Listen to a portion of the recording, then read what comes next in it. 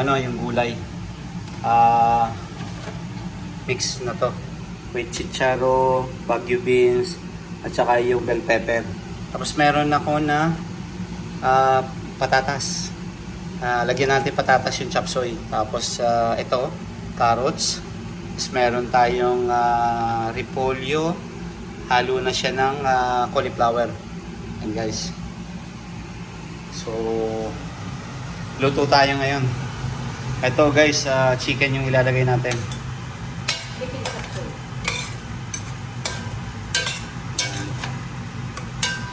Medyo ano yun lang natin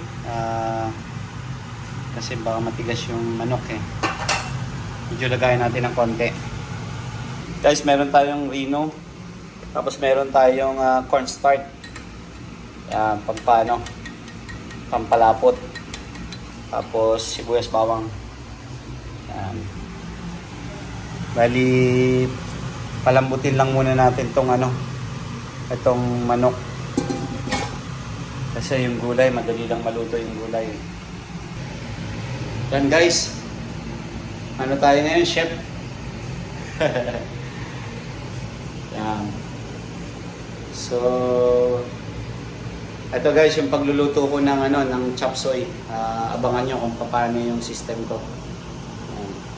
Pero mas masarap sana kung baboy siya, pero manok na lang muna ngayon para healthy.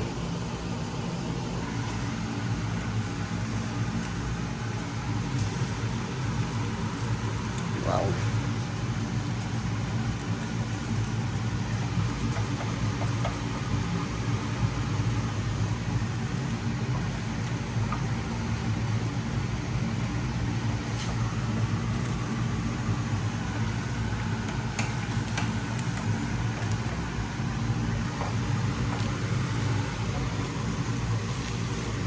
Ganda ng pagkakaluto guys. Dito lang yan sa sa electric.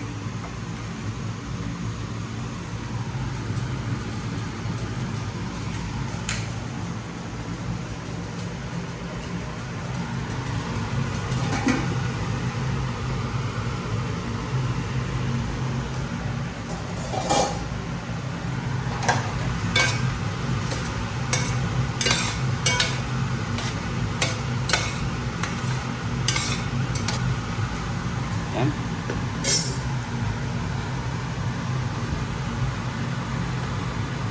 Pwede na natin siyang lagyan ng konting asin, pampalasa.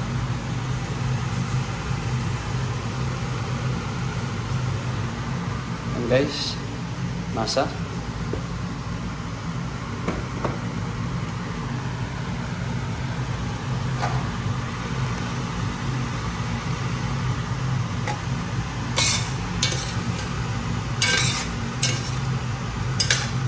Kasi kailangan maluto yun ng maayos yung chicken guys. Ayan, bloody siya. So, kailangan maluto natin siya ng maayos.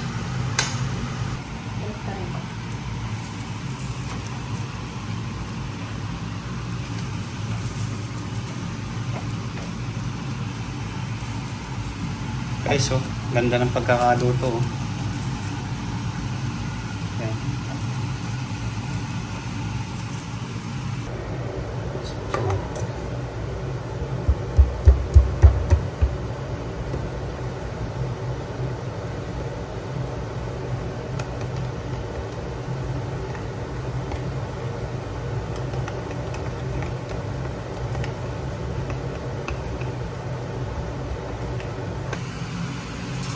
Yan guys.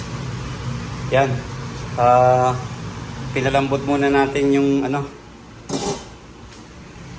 yung chicken. Para sure tayo na ready na.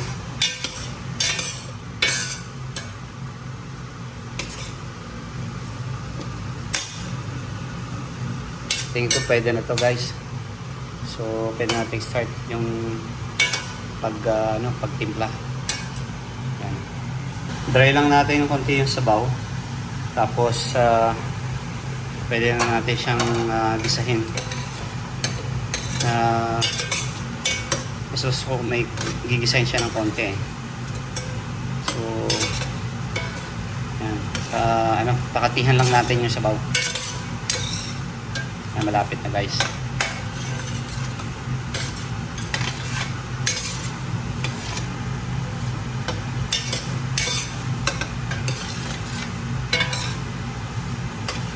Haluin natin guys para mabilis kumati.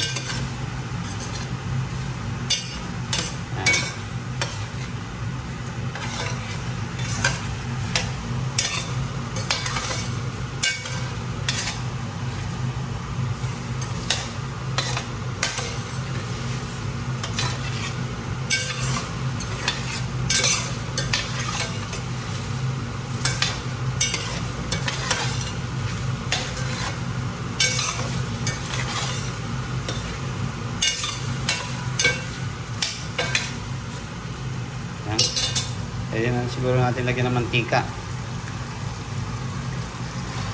Fry natin siya guys ng konti.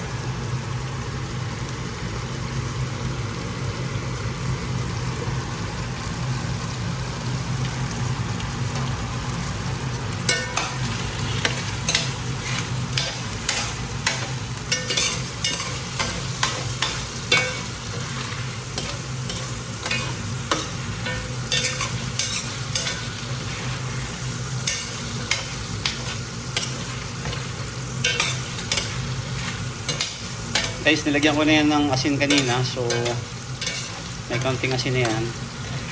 Kaya, medyo may lasa na rin.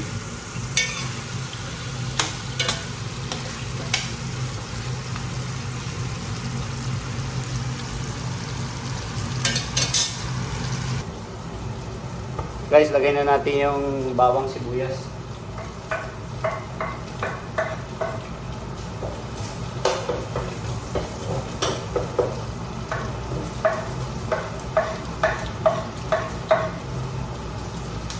Wala tayong cameraman eh. Kaya hirap din makita. Yan. Ito lang sa gilid.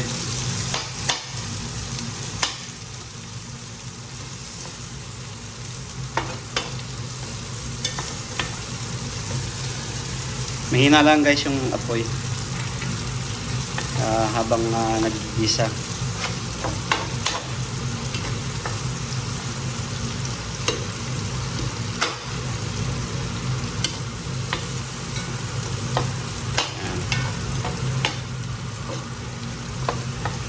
Guys, pwede mo nang mix yan.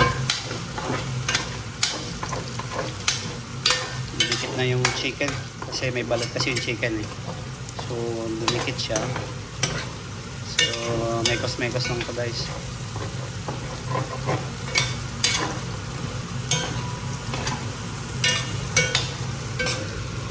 Guys. So, yan. Pwede natin lagay ng gulay. Unahin natin itong patatas.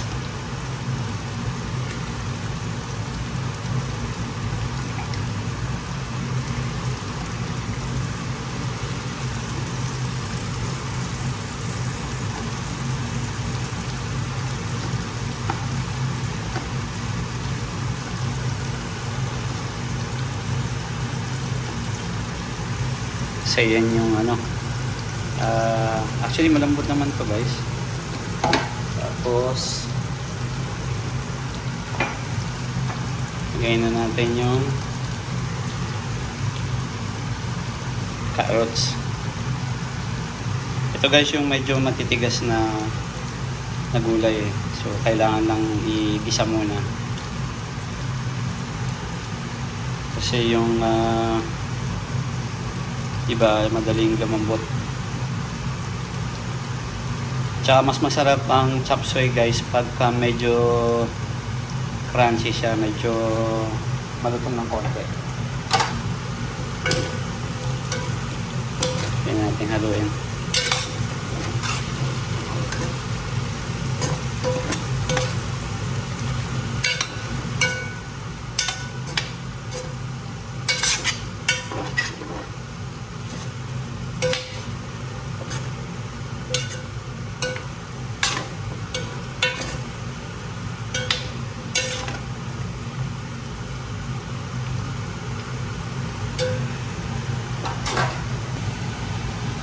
Yan guys, lagyan natin ng kaunting hot water para mas madali siyang ma-steam. Yan. Tapos guys, kuberan lang muna natin ng siguro mga 1 minute or 2 minutes.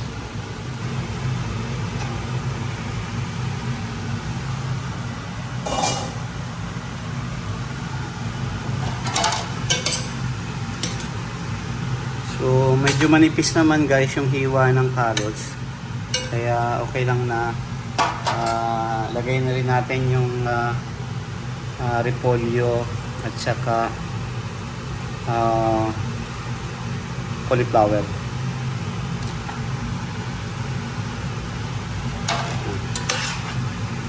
Mix lang natin guys.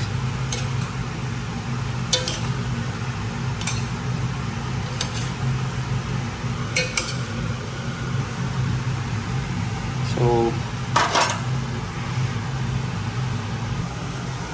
guys, lagyan natin ng sabaw na ngayon, kaunting tubig para ma-steam. Tapos pakipanuli natin kahit 1 minute. And guys, oh, ganda ng pagkakaihaw.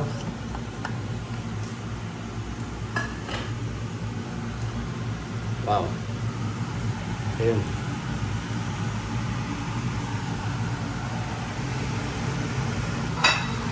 Yan. 1 minute na guys. So guys, iniwalay ko yung chicharo at saka Baguio beans. Kasi itong bell pepper, mas maganda to ilagay pagka halos luto na para mabango siya. Ito rin medyo matigas to eh.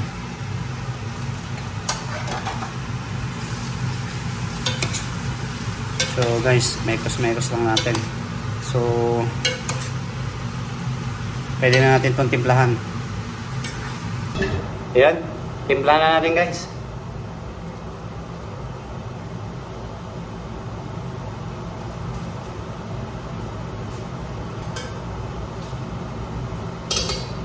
So guys, lagyan natin ang oyster sauce.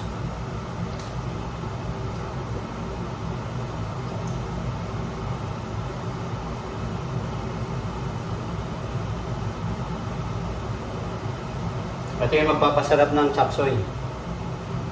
Oyster sauce. Yan. Yan. Kaya natin lagay yung corn starch. Corn starch. Para medyo lumapat siya ng konti.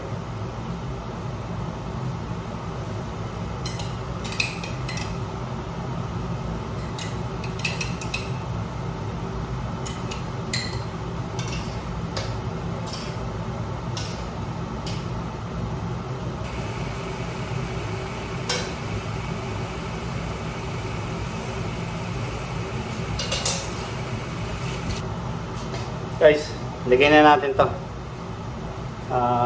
Yung Reno liver spread.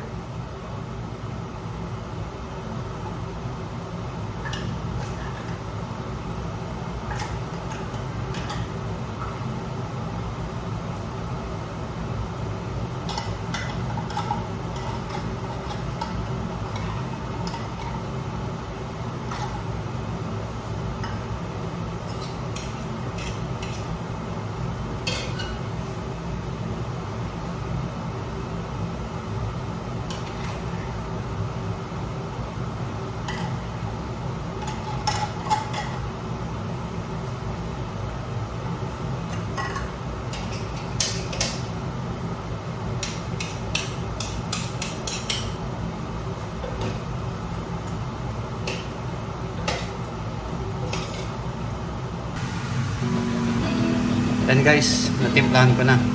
Guys, tapos na to. Yan. Wow.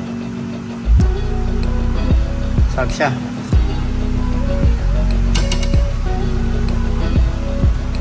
So, ayan.